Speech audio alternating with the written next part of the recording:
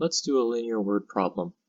The equation h equals 300 minus 60t represents the height of a balloon that is initially at 300 meters and is descending at a constant rate of 60 meters per minute. Determine algebraically and graphically how long it will take the balloon to fall to 160 meters. Okay, so they were nice enough to give us the equation h equals 300 minus 60t, where h is the height of the balloon in meters, and t is the time in minutes. So if we were to think about t being 0, right, time being 0, this term would go away, and we'd be left with h equals 300. So when the time starts at 0, the balloon is at 300 meters, just like the question said. It starts at 300. Every minute that goes by, the height drops by 60. That's why you have minus 60 times the number of minutes. So the question is, at what time will the balloon reach a height of 160 meters? Well, to figure that out, at least algebraically, all you have to do is plug in 160 for your height. And then we go ahead and we solve for t, right? So we can find the time when the height is 160. So how do we solve for t? Well, let's move some things around. Let's say I bring my 60t to the left and my 160 to the right. If I bring 60t to the left, it becomes positive 60t. And if I bring 160 to the right, it becomes minus 160. Just like that. Okay, then you get 60t equals, I can put these two terms together to get 140. Divide both sides by 60 to solve for t, and you'll get t is equal to 7 over 3, which is equal to approximately 2.33 minutes. Which, if you think about it, that's really equal to 2 minutes and 20 seconds. Because 0.33, that represents a third of a minute, and 20 seconds is 1/3 of a minute. So at the time 2 minutes and 20 seconds, the balloon would have fallen to a height of 160 meters.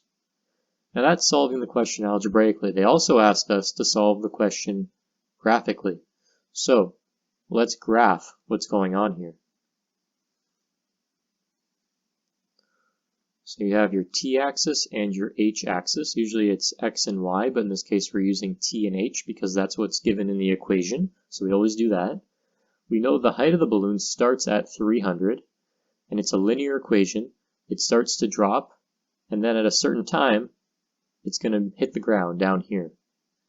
Now, it starts at 0. If you wanted to figure out what time it hits the ground, you could set 0 for your height, because the height's at 0, it's at the ground, right? So you could take your equation, your h equals 300 minus 60t, and you could say, okay, when h is 0, what time is it, right? When it hits the ground, what time is that? And then you would just solve for t. So you bring 60t to the other side, 60t equals 300, divide both sides by 60 to get rid of it, and you're left with t equals 5 minutes. So this here is at 5. Now the reason I did that is because, if you notice, 160 is in between these two, right? 160 would be right about here. A little bit more than half, right? Because half of 300 would be 150. So you have this point where you're at that height, and then you're at some value here. So the way you would do this graphically is you draw this to scale, right? You figure out this is at 5, this is at 300, and if you've drawn this to scale, you can take a look at where this t value is on your graph, right? Obviously, I have not done this on graph paper, so it doesn't look as nice, but if you're doing this properly on graph paper using a grid, right, you'll be able to see very clearly that, okay, this here is 2, this point here is 3, just as an example, and this here looks to be exactly a third of the way through. So you could call that 2.33 approximately.